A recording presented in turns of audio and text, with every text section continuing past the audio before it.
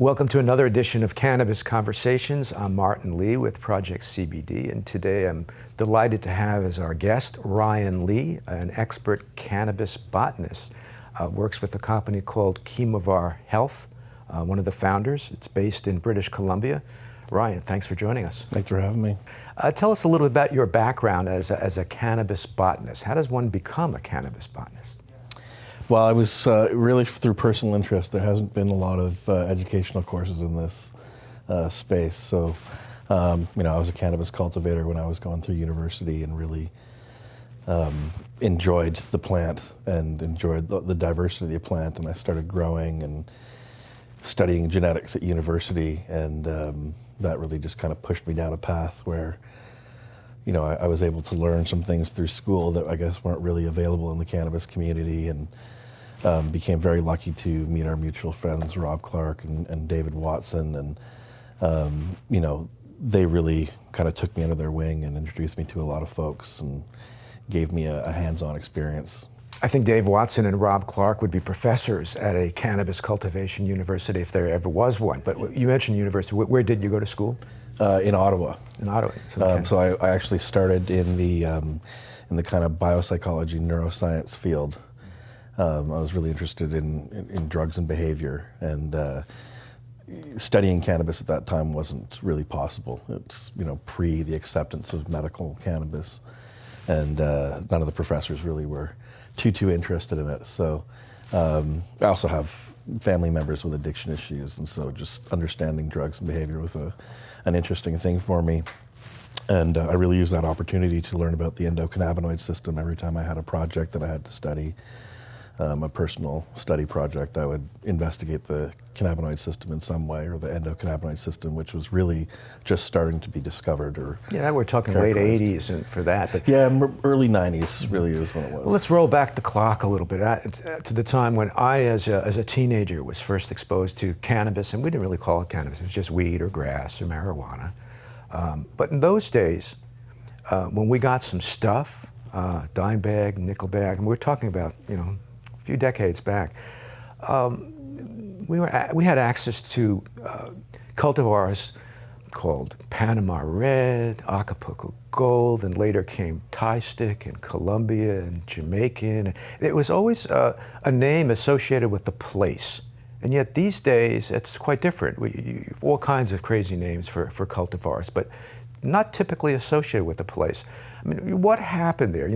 What's the difference between the cultivars of old, those place-located cultivars, and today?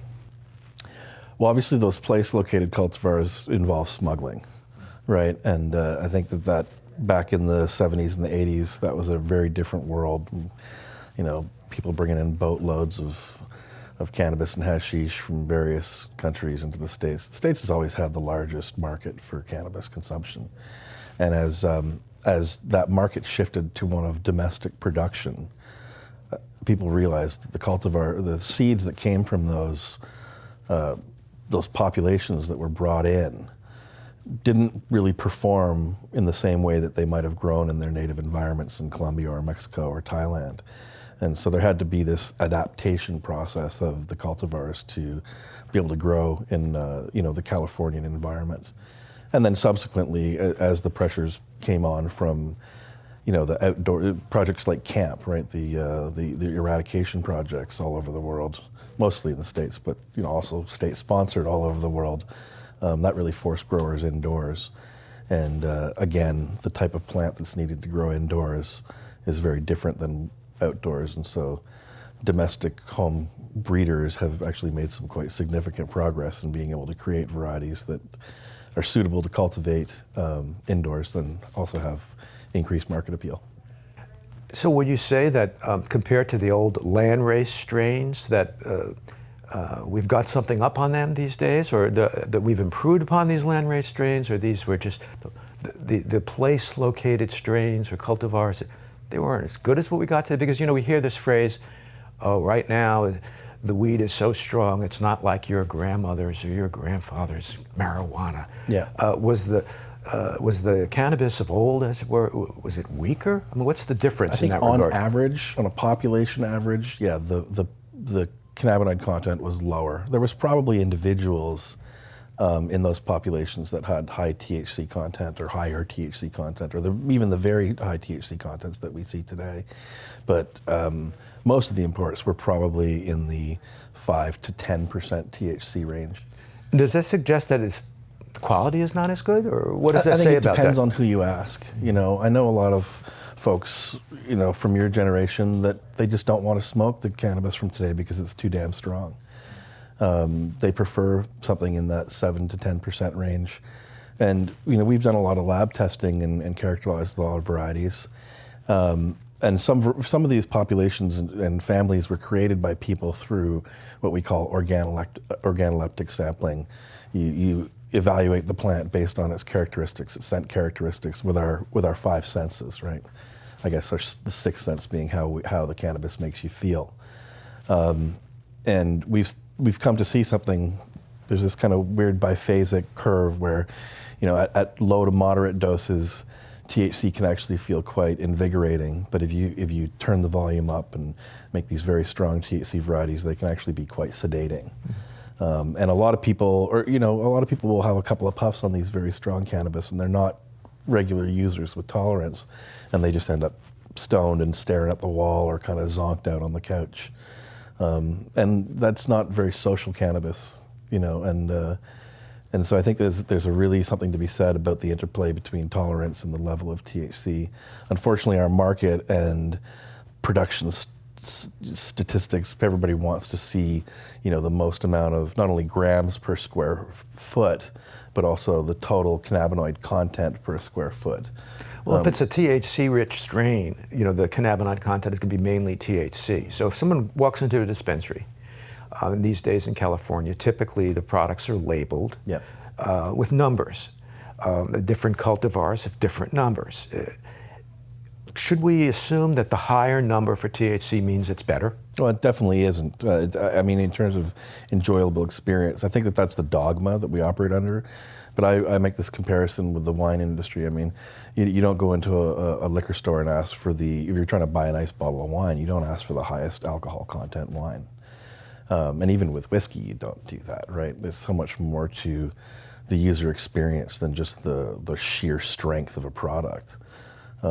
If it wasn't like that, everybody would be drinking this grain Straits alcohol, right? The almost pure ethanol, Everclear, that type of thing.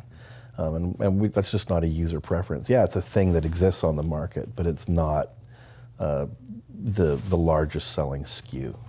You know, when I see some of the numbers associated with the THC-rich cultivars, it seems a little bit crazy to me sometimes. They say 20%, 22%, sometimes up to 30%. Is that really what's going on here? I mean, what is, I don't want to say the maximum, what is a realistic number in terms of cannabinoid content for a cultivar that would be a cannabinoid-rich cultivar? I mean, but what's the sort of a top that we're looking at, that if we exceeded it, it would kind of make you wonder, was this a correct lab test, or this is a marketing ploy? Well, it's always very important to not just say the number, because, you know, when we're talking about THC, the plant actually doesn't contain, it contains very little THC. As you know, it contains a molecule called THC acid. Yeah. It's the pre-decarboxylated state of the molecule. And when you convert THC acid to THC, they're not a one-to-one ratio, because THC acid obviously is a heavier molecule. So as a percentage of the total compounds in the flower, it makes up a larger ratio.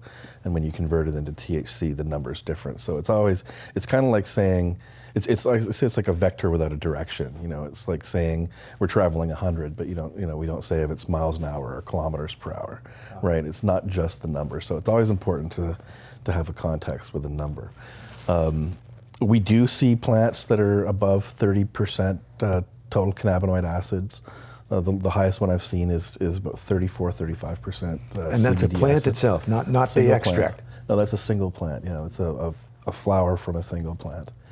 So you can have these higher numbers, but anything under, when a laboratory has a result that's above 30% THC acid, that really merits what we call a reprep, where they rerun the sample through the laboratory to make sure that there wasn't a problem either with the calibration of the machine or the measuring of the the measuring of the sample before it's put in.